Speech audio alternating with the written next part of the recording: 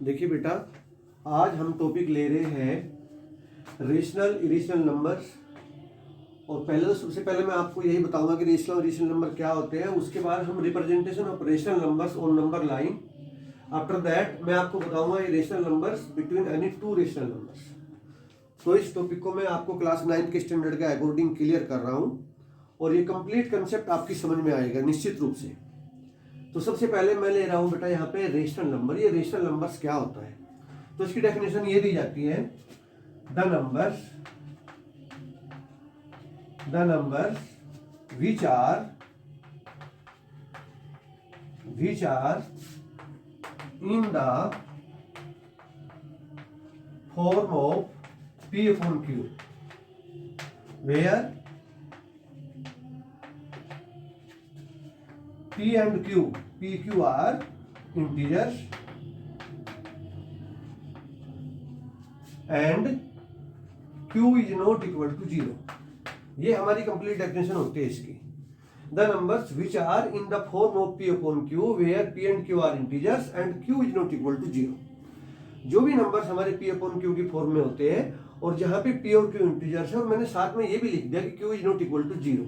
ये मैंने क्यों लिखा है बेटा, देखो अगर मैं Q को 0 लूंगा, आपको पता है इंटीजर्स जो होते हैं हमारे, 0 हमारा इंटीजर्स होता है और जितने भी हमारे नेचुरल नंबर है सब हमारे इंटीजर्स है, और जो हमारे नेगेटिव नंबर्स होते हैं वो सारे हमारे यानी प्लस के माइनस के और विद 0 ये सारे हमारे इंटीजर्स होते हैं। और जैसे मान लीजिए मैंने एग्जाम्पल के तौर पर मैं लिख रहा हूँ, मान लीजिए मैंने लिखा 3/7, तो ये हमारा एक रेशनल नंबर हो गया।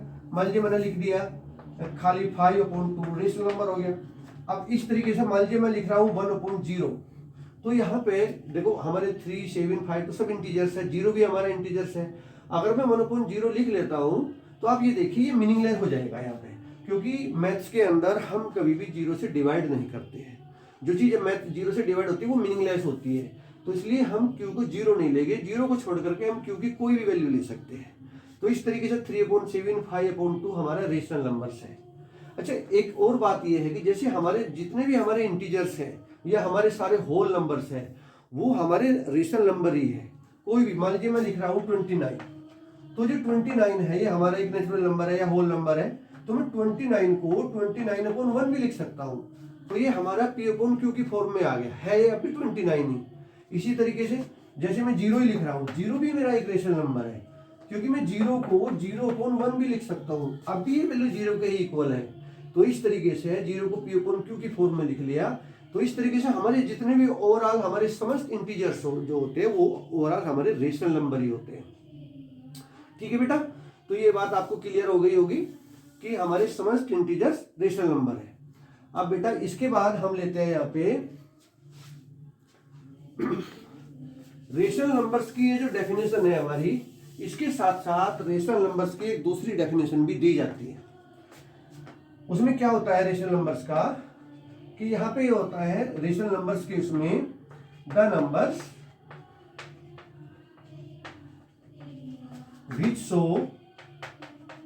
which show terminating decimals। एक वर्ड आया है टर्मिनेटिंग डेसिमल्स, और नॉन टर्मिनेटिंग रिपीटेड डेसिमल।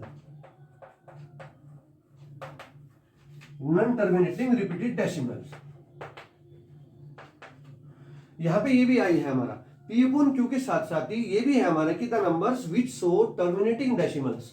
यानी जब हम लॉन्ग डिवीजन मेथड से डिवाइड करते हैं हम नंबर्स को, न्यूमरेटर को डिनोमिनेटर से, और जो हमारा टर्मिनेटिंग डेसिमल्स का मतलब यानी वो कंप्लीट डिवाइड हो जाए, टर्मिनेट हो जाए, डेसिमल के बाद जो है नंबर ऑफ डिजिट हमारी कंप्लीट हो जाए, यानी रिमाइंडर 0 बचे, तो वो हमारा रेशनल नंबर्स होता है। सेकंड ये भी है।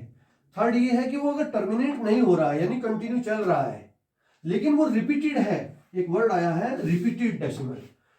वो नॉन टर्मिनेटिंग यानी वो कंटिन्यू चल रहा है हमारा लेकिन वो रिपीट हो रहा है, तो वो भी हमारा रेशनल नंबर्स होता है। अब देखो एज ए एग्जाम्पल मैं आपको बता रहा हूं यहाँ पे, जैसे मैंने लिख दिया 8/5। अब मैं 8 को 5 से डिवाइड कर रहा हूं, तो आप ये देखें यहाँ पे भाई मैंने 8 को 5 से डिवाइड किया ऐसे करके लॉन्ग डिवीजन मेथड के हिसाब से। अब 5 से डिवाइड किया मैंने 8 को, तो इस तरीके से ये पॉइंट लगा के 0, 5 6 जा 30। तो आप ये देखिए यहाँ पे 30 के होते ही हमारा रिमाइंडर यहाँ 0 हो गया, तो 1.6 आया मेरा। यानी एक तरह से क्या हुआ हमारा कि हमारा 8/5 कंप्लीट डिवाइड हो गया, यानी टर्मिनेट हो गया ये 1.6। दूसरा मैं ये भी ले सकता हूँ, जैसे मान लीजिए मैं एक रेशनल नंबर ले रहा हूँ 8/3, तो मैं देखो यहाँ पे 8 को 3 से डिवाइड कर रहा हूँ, तो कितना हुआ यहाँ पे 3 2 जा 6 2, तो पॉइंट लगाया, तो इसको फिर किया 3 6 जा 18, फिर 2 बच गया, फिर ये लगाया हमने, तो ये हो गया 3 6 जा 18, फिर हमारा यहाँ पे 2 बचा, फिर ये लगाया, पॉइंट 0 लगाई, तो 3 6 जा 18। तो इस तरीके से आप ये देखते जा रहे हो यहाँ पे कि ये 2.6666 चलता जा रहा है कंटिन्यू, और ये ऐसे ही लास्ट तक ऐसे ही चलता रहेगा। तो इसको हम क्या लिख सकते हैं, ऐसे लिख सकते हैं 2.6, जो डिजिट हमारा रिपीट हो रहा है, जो डिजिट हमारा रिपीट हो रहा है उसके ऊपर हम एक बार लगा देंगे ऐसे करके। तो इसका मतलब ये है कि जो 6 है ये मेरा रिपीट हो रहा है, ये बार हमारा ये शो कर रहा है।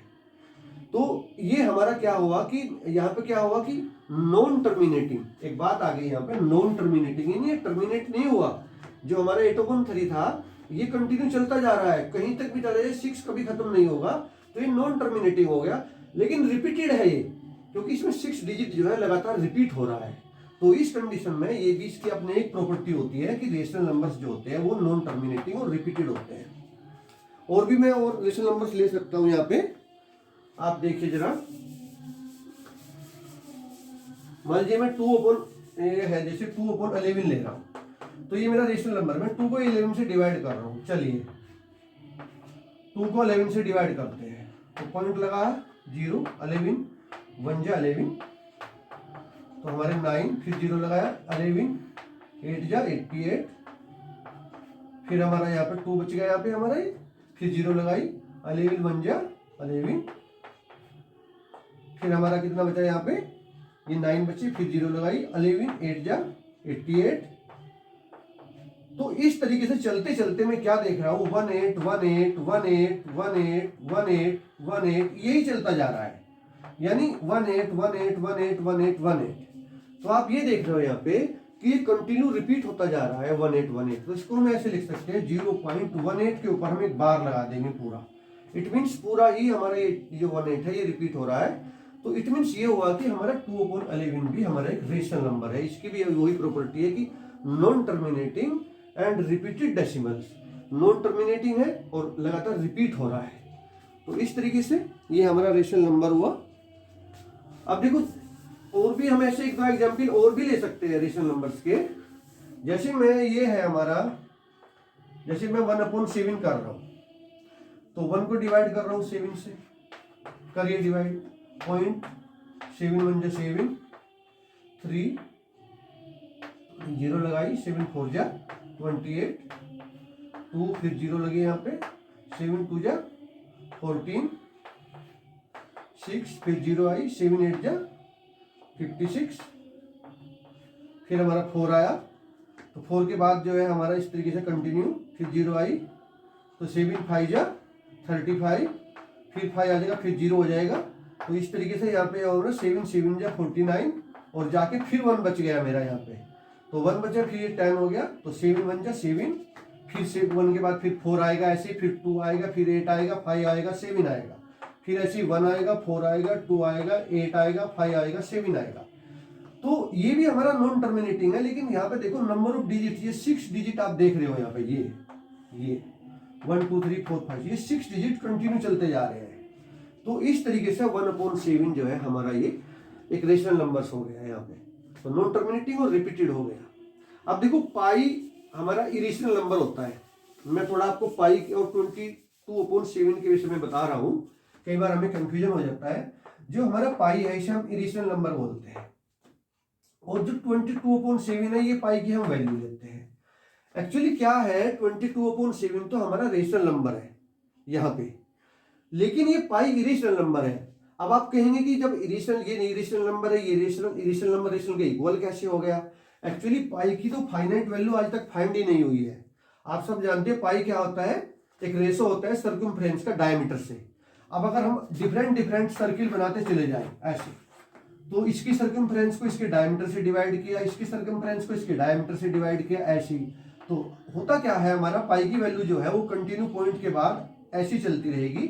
वैसे 3 पॉइंट जैसे 1 4 1 5 9 ऐसे ये कंटिन्यू एट रैंडम डिजिट चलते रहते हैं, और लाखों प्लेस तक हमने इसको फाइंड भी कर लिया, लेकिन कहीं भी उनमें कोई रिपीटिशन नहीं बनता।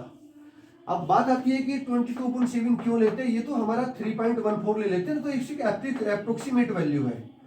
इस समय पाई को भूल जाओ, पाई कुछ नहीं है। लेकिन अगर खाली 22.7 को आप 7 से इसको आप डिवाइड करेंगे तो 22.7 तो आपको नॉन टर्मिनेटिंग रिपीटेड दिखाएगा। तो 22.7 तो हमारा एक रेशनल नंबर है, बट हमारा पाई जो है ये इरेशनल नंबर है, ये इसके अप्रोक्सीमेट वैल्यू लेते हैं हम लगभग जो है। तो सब बच्चे इसको समझ रहे होंगे। तो इस तरीके से हमारा जो इरेशनल नंबर्स की डेफिनेशन बनती है वो क्या बनती है कि जो नंबर नॉन टर्मिनेटिंग हो और नॉन रिपीटिंग हो। यानी इरेशनल नंबर ये होता है, इरेशनल नंबर जो होगा वो होगा नॉन टर्मिनेटिंग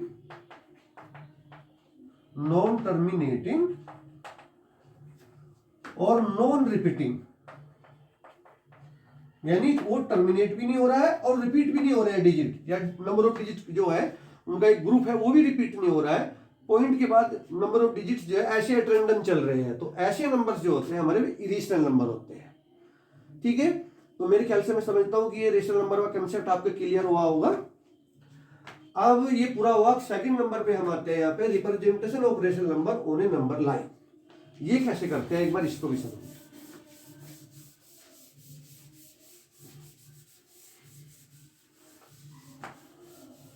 रेशनल नंबर्स को नंबर लाइन पे कैसे रिप्रेजेंट करते हैं। देखो, जैसे हमारी ये नंबर लाइन है,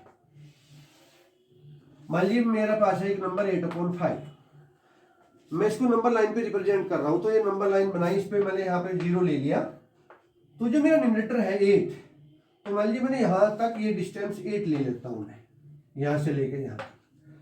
तो मेरा डिनोमिनेटर में 5 है, तो मैं क्या करता हूं, यहाँ पे 5 खाने बना लेता हूं इस तरीके से। 1 2 3 4 5 जो डिनोमिनेटर होता है उतने ही खाने बना लेता हूं 0 से लेके 8 तक। तो ये जो है मेरा, ये यहाँ पे ये जो प्लेस है ये बताएगा मेरा 8/5 को, यहाँ पे पहले वाला। यानी 8/5 का मतलब हो गया हमारा 8 × 1/5। तो ये 8/5 को बताएगा। अगर मैं यहाँ पे रिप्रेजेंट करता हूँ यहाँ पे, तो ये बताएगा मेरा यहाँ पे 8 × 2/5, यानी ये हो जाएगा 16/5 को बताएगा ये नंबर। यहाँ ये बताएगा 16/5 को। मान लीजिए मैं यहाँ पे ये करता हूँ, तो ये हो जाएगा 8 × 3/5, क्योंकि ये तीसरे वाला खाना 1 2 3, तो यानी ये हो जाएगा 24/5। तो यहाँ ये जो है ये बताएगा 24/5 को। ऐसे ही ये बताएगा 32/5 को, और ये डायरेक्ट मेरा 8 को बताएगा फिर इस तरीके से। तो ऐसे हम नंबर्स को नंबर लाइन पे रिप्रेजेंट कर सकते हैं। यहाँ पे कोई भी नंबर हम ले सकते हैं। मान लीजिए मैं 1/5 को रिप्रेजेंट कर रहा हूँ नंबर लाइन पे, तो जैसे ये नंबर लाइन है ये 0 है, और मान लीजिए यहाँ पे ये पार्ट मैंने 1 ले लिया यहाँ तक, तो ऐसे ही उस 5 खाने बनाएंगे 1 2 3 4 5। तो यहाँ पे ये जो है हमारा, ये जो बताएगा ये बताएगा मेरा 1/5। अगर माइनस है नंबर तो हम 0 के इधर बढ़ जाएंगे, उसी वे में वो माइनस को रिप्रेजेंट करेगा। तो इस तरीके से हम नंबर लाइन पे रेशनल नंबर्स को रिप्रेजेंट कर सकते हैं।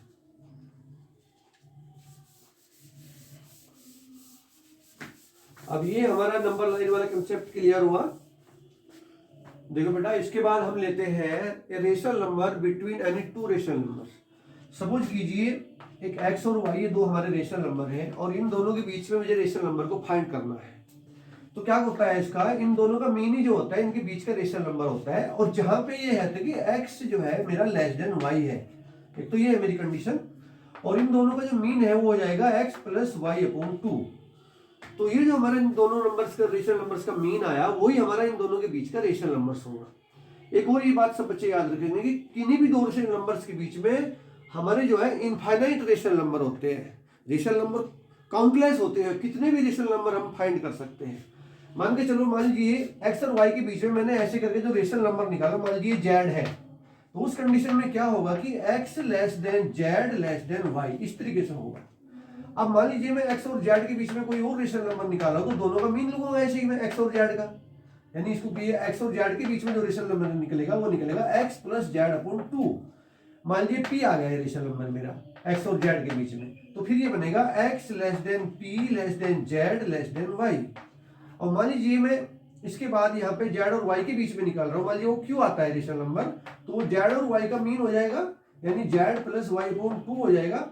मान लीजिए वो क्यू आ रहा है तो फिर ये हो जाएगा x less than p less than Z, और ये हो जाएगा लेस देन क्यू और लेस देन वाई। तो इस तरीके से जिस वे में मेरा x लेस देन वाई है, जो हमारे इन दोनों का मीन करके बीच के रेशनल नंबर निकलते हैं, वो भी हमारे उसी वे में लेस देन होते चले जाएंगे। तो बेटा अब मैं आपको एग्जाम्पल से भी समझा सकता हूं किसी से, एक बार देखिए जरा। मान लीजिए मेरे पास एक दो रेशनल नंबर है, एक है -1/2, एक है 3/5। मैं इन दोनों के बीच का रेशनल नंबर फाइंड करना चाह रहा हूं, तो दोनों को प्लस करूँ ना, तो हो जाएगा -1/2 प्लस 3/5, दोनों को प्लस करके मैं 2 से डिवाइड करूँ। तो इस तरीके से ये हो जाएगा यहाँ पे 10